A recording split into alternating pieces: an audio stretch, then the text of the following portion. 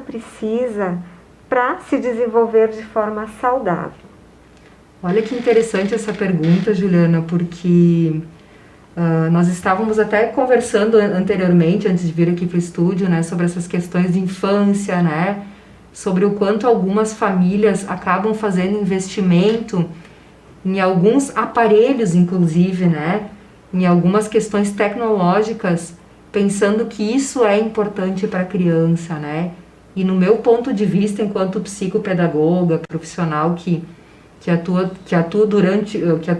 há muitos anos já com crianças, com famílias, e estudo muito a respeito também, eu percebo que, na verdade, assim, para a infância, sempre o mais simples, é o que eu tenho falado muito.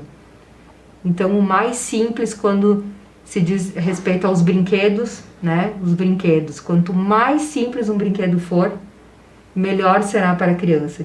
Por que mais simples? Se a gente for pensar, por exemplo, uma criança que ganha uma caixa com blocos de montar, né?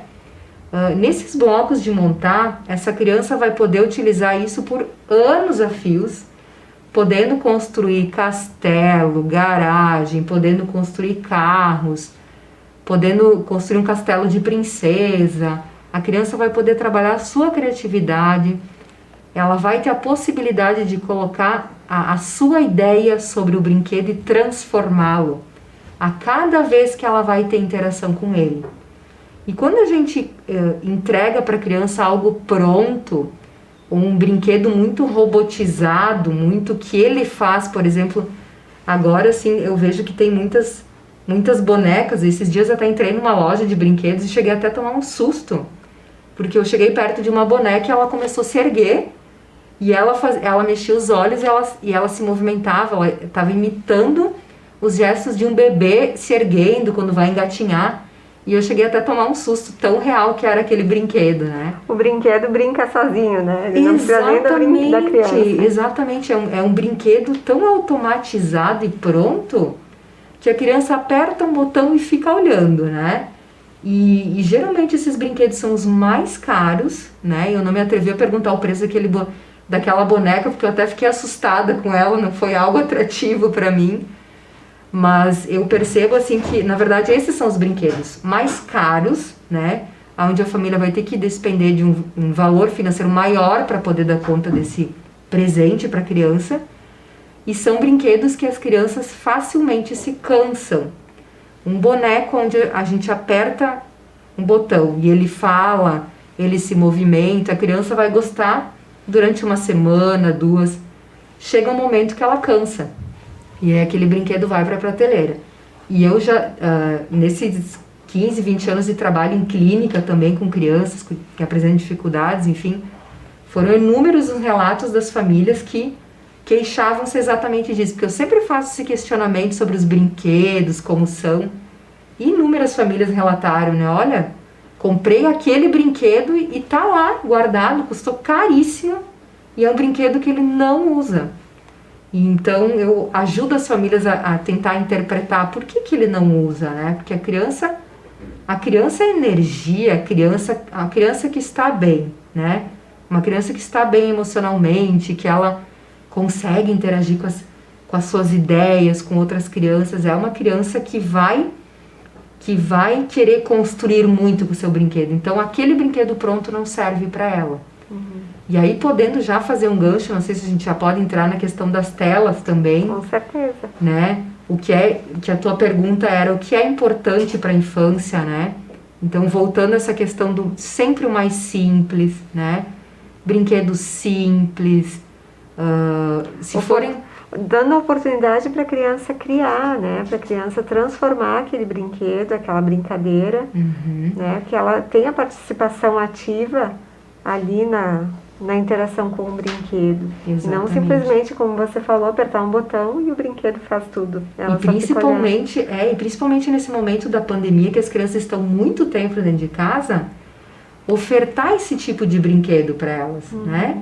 Porque se a gente for ofertar um tablet, né? Que o tablet tem inúmeros atrativos, né? Se a criança começa a jogar, e não tem um adulto por perto que dê o limite e diga, não, esse é o tempo, agora acabou o tempo, eu pego o tablet, agora fica comigo, a criança fica horas. Porém, gente, o que é importante a gente mencionar é que esse horas a fios que ela fica em frente a uma tela, né, um tablet jogando, ou então jogando videogame na televisão, ou simplesmente assistindo desenho ali paradinha, né? Eu sei que é mais confortável para a família porque a criança não incomoda. Ela fica mais estável, ela faz menos barulho, ela faz muito menos bagunça em casa, mas é preciso as famílias entenderem que isso não é saudável para a infância, né? O que é saudável é uma criança ter tempo, espaço na sua casa, que seja o seu quarto, né? Para ela poder fazer sim a sua bagunça, porque no brincar a criança vai movimentar, vai tirar, vai construir, vai desmontar, e depois a gente pode trabalhar essa questão de, bom, agora vamos guardar, o que não é muito fácil, né? A gente fazer esses acordos, mas é algo que tem que ser trabalhado. Mas no meu ponto de vista, isso é saudável para a infância. Essa possibilidade de brincar, essa possibilidade também de ter um tempo livre para não fazer nada. O ócio criativo que tanto se fala, sempre se falou e agora se fala mais do que nunca. Quando é a pergunta que eu faço agora para as pessoas que estão nos assistindo? Quando é que as crianças têm tempo livre para não fazer nada? Eu vejo uma angústia nas famílias de sempre estarem estimulando, né? Ofertando alguma atividade, vamos matricular no balé, vamos matricular no inglês, vamos matricular nisso e naquela atividade, mas aquela vamos, sabe, enchendo as crianças de atividades. E eu particularmente, assim, acho que a gente tem que maneirar um pouquinho, porque a criança precisa de tempo para respirar. Ela precisa de um tempo para ela poder pensar o que ela vai fazer, sem ter o horário dela lotado. Ela precisa de um tempo livre. Então, isso também é importante. E nesse tempo livre, que a gente não fique enchendo de coisas. Daqui a pouco a criança tem na agenda dela ali 2 horas livre. Não vou então programar que ela faça tal coisa em casa, assim. Eu acho que é bem importante a gente programar na rotina, principalmente agora da pandemia, crianças em casa, programar muitas horas, assim, para que elas estejam um pouco mais livres.